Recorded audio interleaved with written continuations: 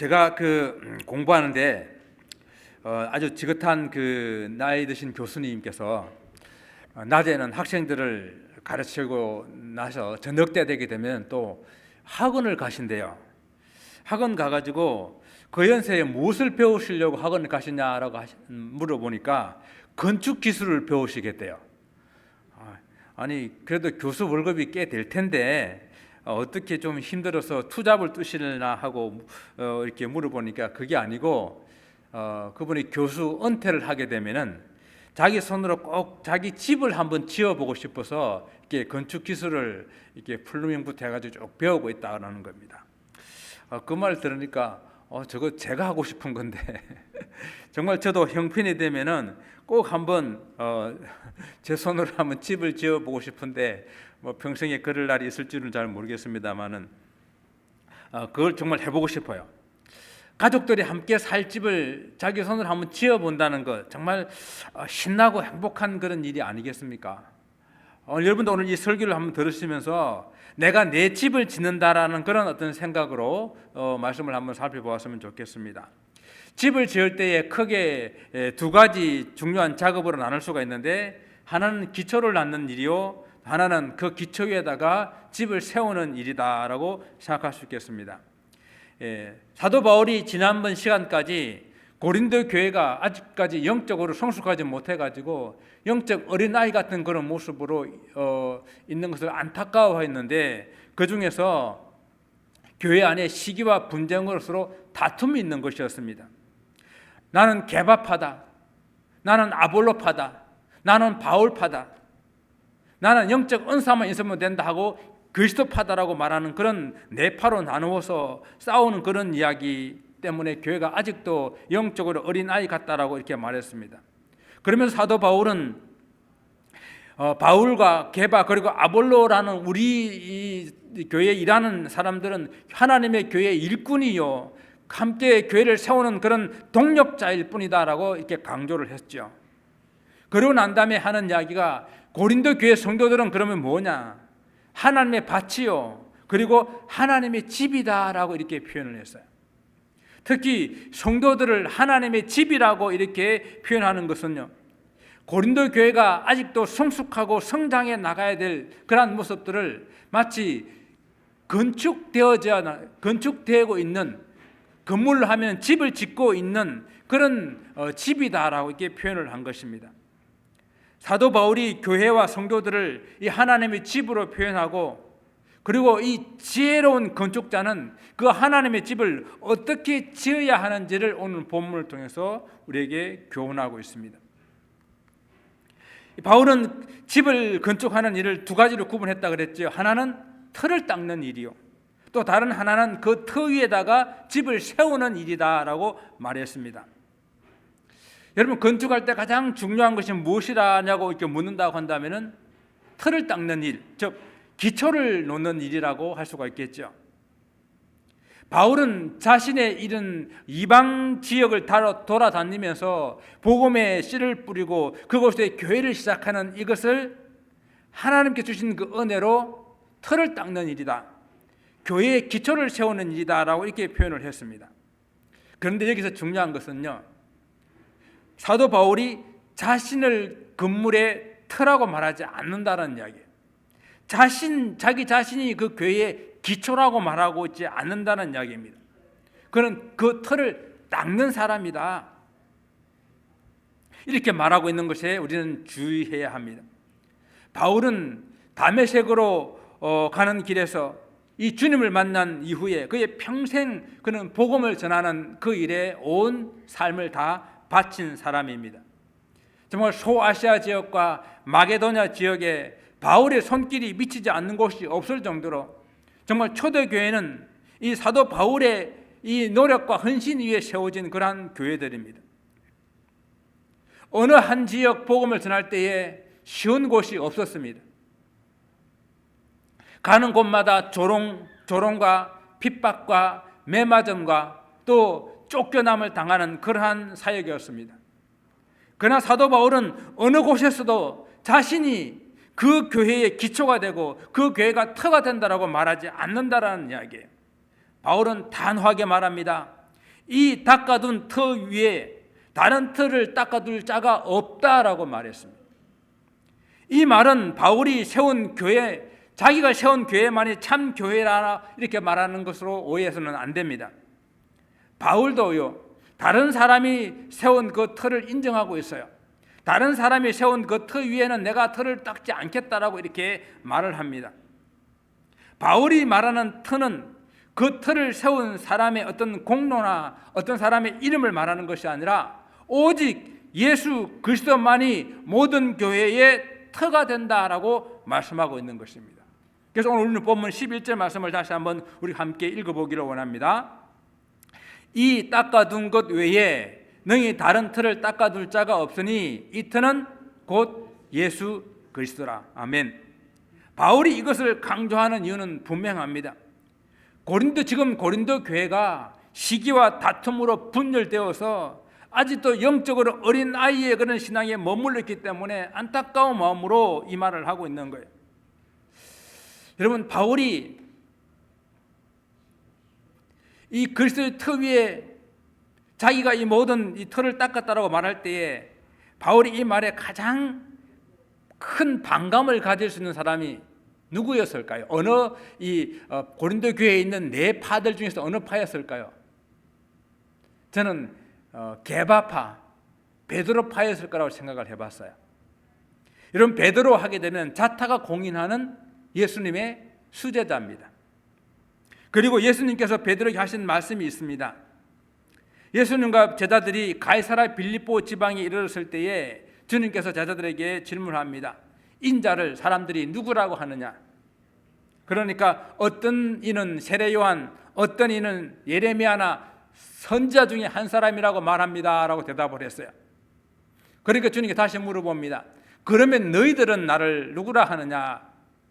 그때 베드로가 대표해서 대답을 합니다. 주는 그리스도시요 살아계신 하나님의 아들이십니다.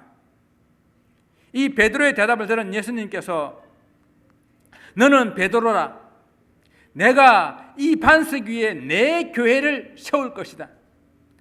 그러면 그 교회는 음부의 권세가 이기지 못하게 될 것이다 라고 말씀하셨어요.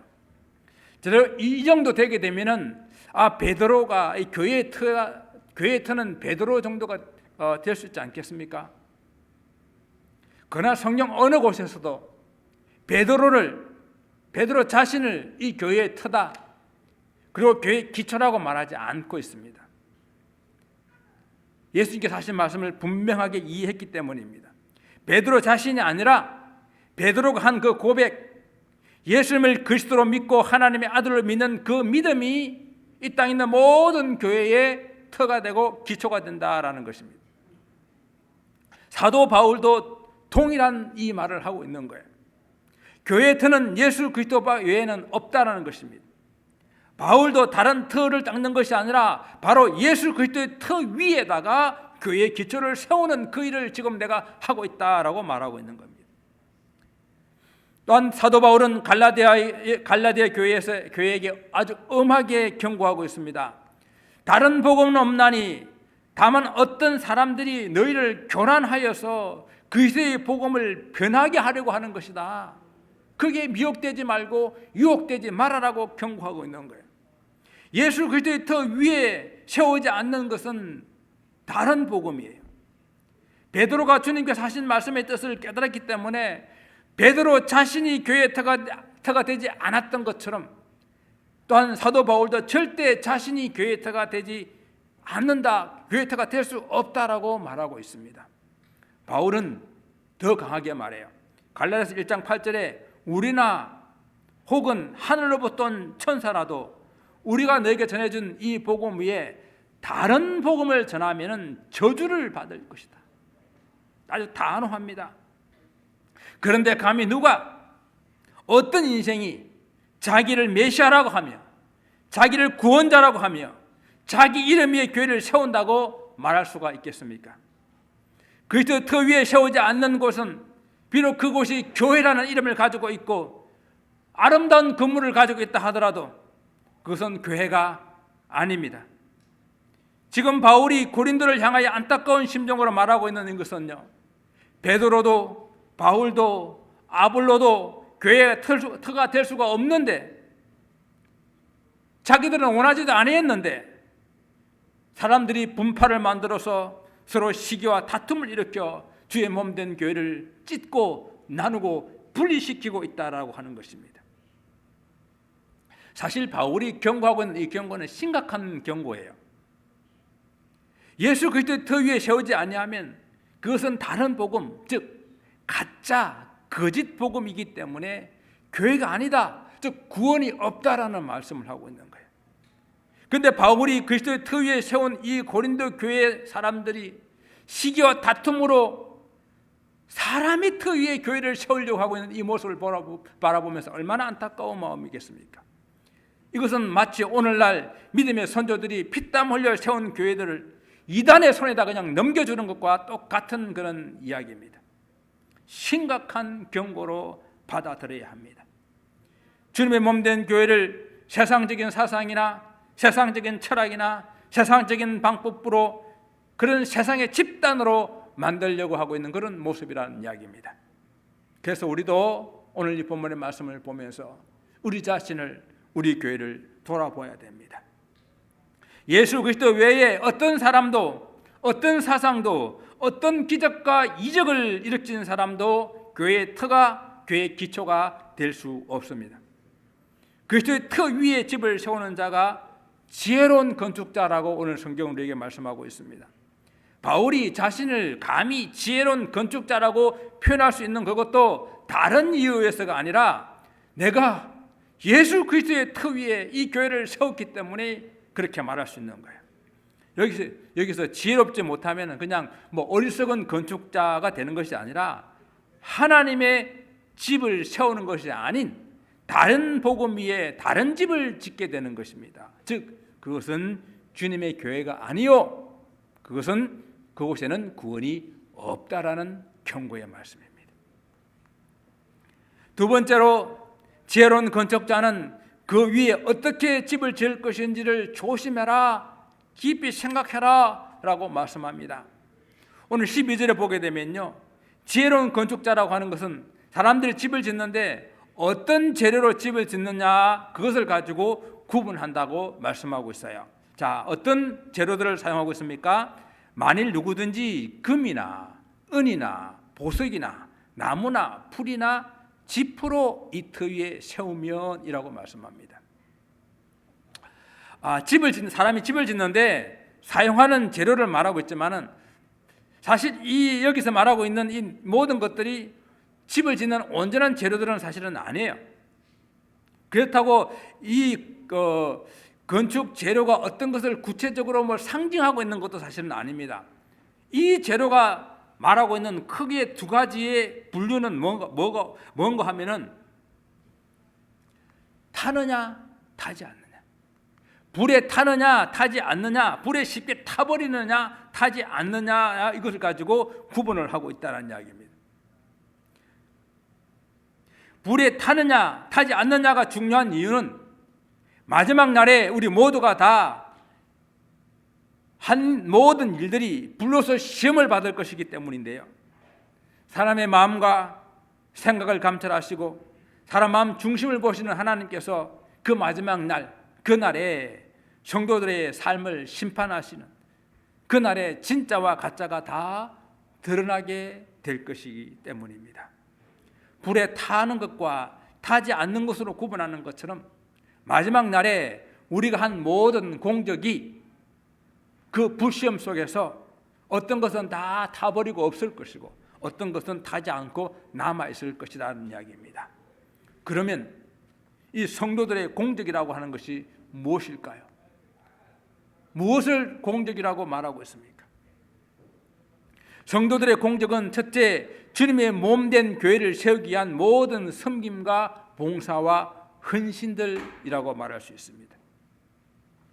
주님께서는 이 땅에 교회를 세우시고요, 그 교회를 통해서 성도들이 서로 봉사하고 섬기고 헌신하는 그런 모습을 통해서 하나님의 나라를, 하나님의 복음을 이 땅에 확장시켜 나가고 계신 거예요. 그래서 교회에 하나님 영광을 쏟아부어 주시고 성도들의 성경을 통해서 그 하나님의 영광이 온 세상에 선포되기를 원하시고 계신 것입니다. 그렇기 때문에 성도들은요, 어떻게 하든지 하나님의 교회 중심으로 교회 안에서 서로 섬기고 봉사하고 섬기는 이것이 최고의 공적이 된다라는 겁니다. 성도들이 교회 중심으로 모이고 교회 중심으로 사역해야 되는 이유가 바로 여기에 있는 거예요. 교회에서 행해지는 모든 섬김과 봉사와 헌신에서 불에 타지 않고 마지막에 남는 그런 공적이 되는 비결은요, 얼마나 많은 헌금을 드렸느냐, 어떤 직분을 받았느냐, 얼마나 오랫동안 교회를 다녔느냐, 그곳에 있지 않습니다.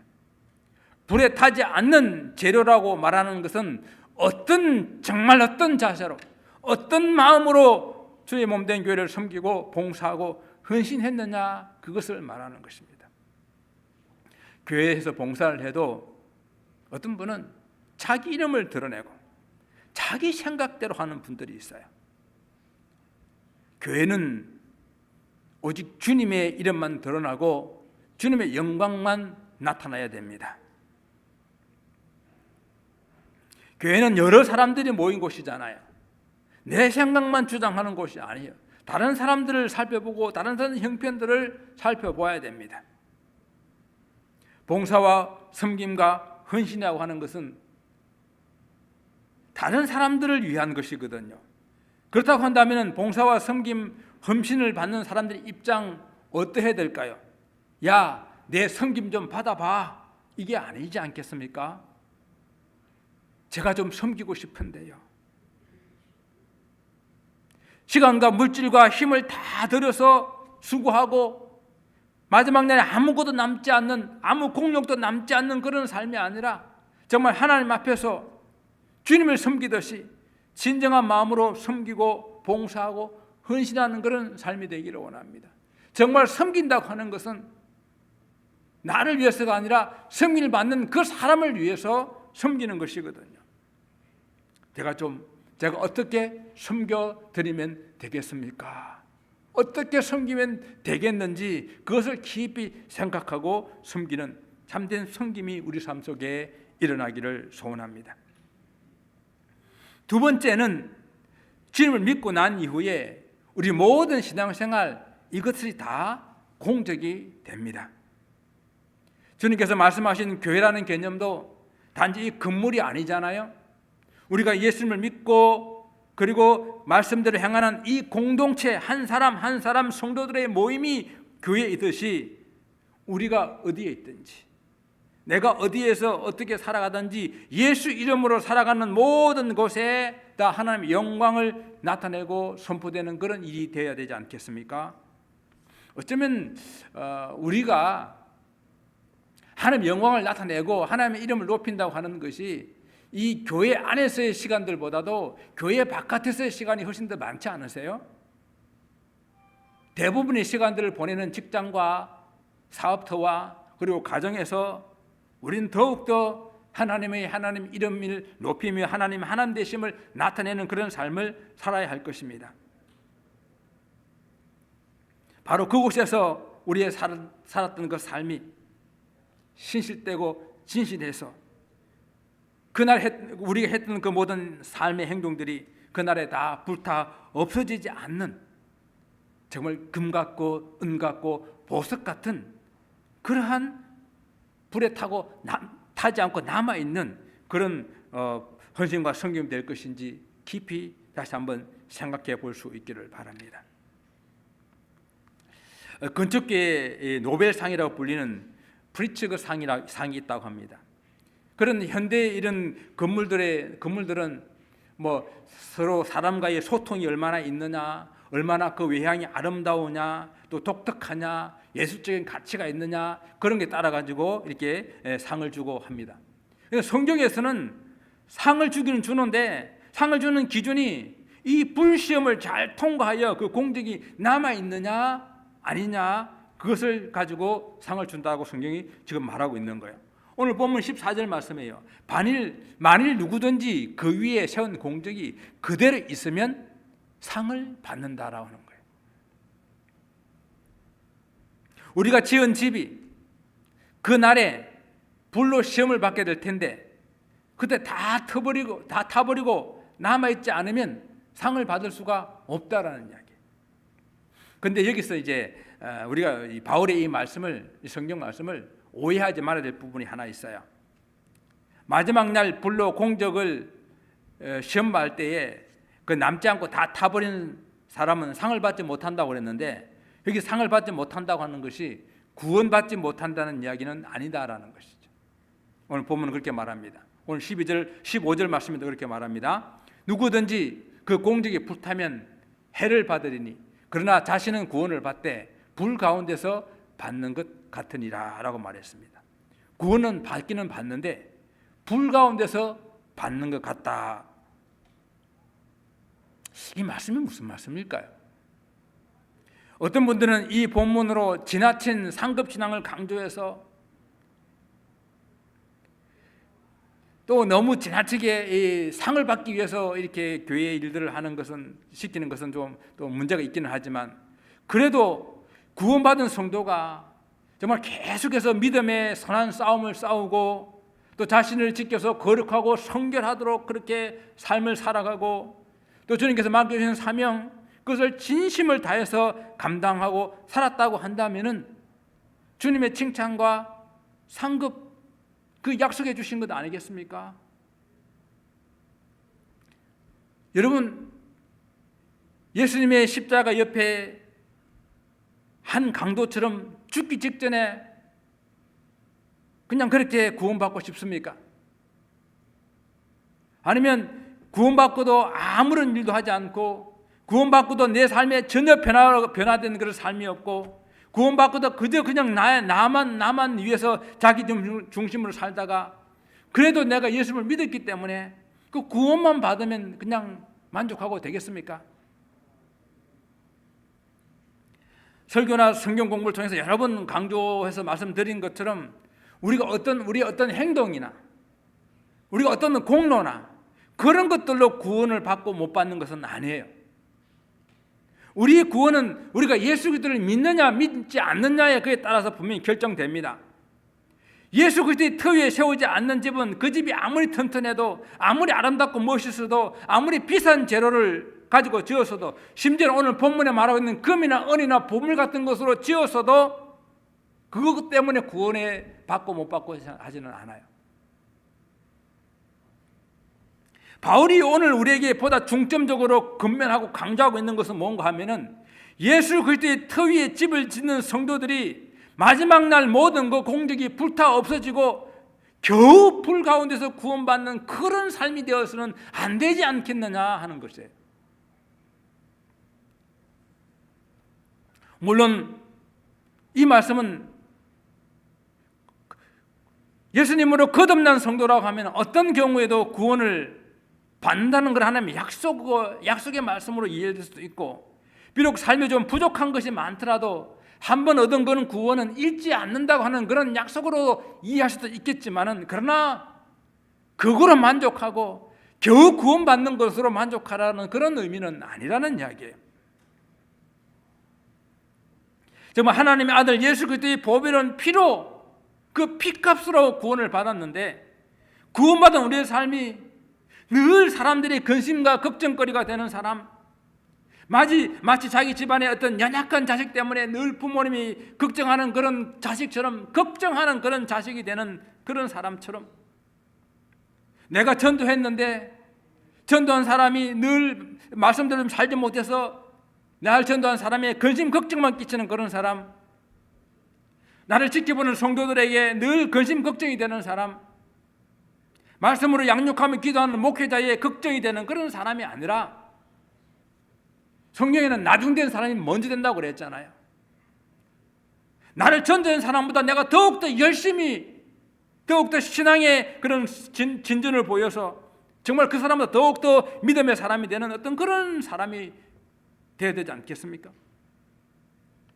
정말 교회의 자랑거리가 되고, 어떤 일을 맡겨도 안심할 수 있는 그런 성도가 되고, 정말 목사가 나가면 항상 이런 성도들을 자랑할 수 있는 그런 자랑거리가 될 수 있는 그런 성도가 되어야 되지 않겠습니까? 그냥 겨우 구원을 얻는 것이 아니라 구원받은 성도의 삶은 풍성한 하나님의 약속을 받아 누리는 그런 삶을 살다가 우리 주님 앞에 서야 되지 않겠냐 하는 이야기예요. 주님께서는요, 우리에게 생명을 주시되 풍성한 생명의 축복을 받아 누리기를 원하신다고 요한복음 10장 10절에 말씀하고 있습니다. 양으로 풍성하게 얻도록 하기 위해서 이 땅에서 풍성한 복을 누린다고 뭐 물질적이고 육체적이고 세상적인 축복을 누리는 것을 말하는 것은 아니에요. 어떤 성도들은 내가 믿음을 지키고 말씀대로 사는 것을 인해서 오히려 핍박받고 고난과 환난을 당하기도 합니다. 그러나 그런 고난과 환난의 불시험에도 끊기지 않는 그런 믿음을 가지고 사는 그것이 풍성한 믿음의 축복된 삶이거든요. 저는 오늘 본문의 이 말씀을 묵상하면서요, 믿음의 성도들이 불이라는 그런 환난과 고난을 당하는 것은 오히려 그 고난과 환난이 그 믿음을 더욱더 견고하게 하는 연단이 된다는 사실을 깨닫게 됩니다. 그래서 다니엘의 세 친구를 생각하게 됐어요. 사드락과 메삭과 아벳노고라고 하는 다니엘의 세 친구는 느부갓네살 왕이 세운 금신상에 절을 하지 않는다는 그런 이유로 풀무불에 던져지게 될 그런 처지에 놓이게 되었습니다. 풀무불에 던져 넣기 전에 느부갓네살이 말합니다. 지금이라도 이 금신상에 절을 하게 되면 살려주겠다. 하지만 다니엘의 세 친구는 뭐라고 말합니까? 우리를 극렬히 타는 풀무불에 던진다 할지라도 하나님께서 너희 건져내시겠고 왕의 손에서도 건져내시리다. 그리 아니하실지라도 왕이여 우리는 왕의 신에게 절하지 아니하겠나이다. 그리하여 다니엘 세 친구는 평소보다도 7배나 더 뜨겁게 한 그 풀무불에 던져지지 않았습니까? 그런데요, 그들의 옷은 물론이요, 머리카락 하나도 타지 않은 온전한 모습으로 그 불 속에서 구원을 받았습니다. 저는 깨달았어요. 참 믿음의 풍요로운 삶이라고 하는 것은요, 이렇게 시험이 오고 환난이 오더라도 그것 때문에 상하지 않는, 그것 때문에 걸리지 않는 온전한 모습으로, 더욱더 연단된 모습으로 나오는 이것이 풍성한 믿음이구나.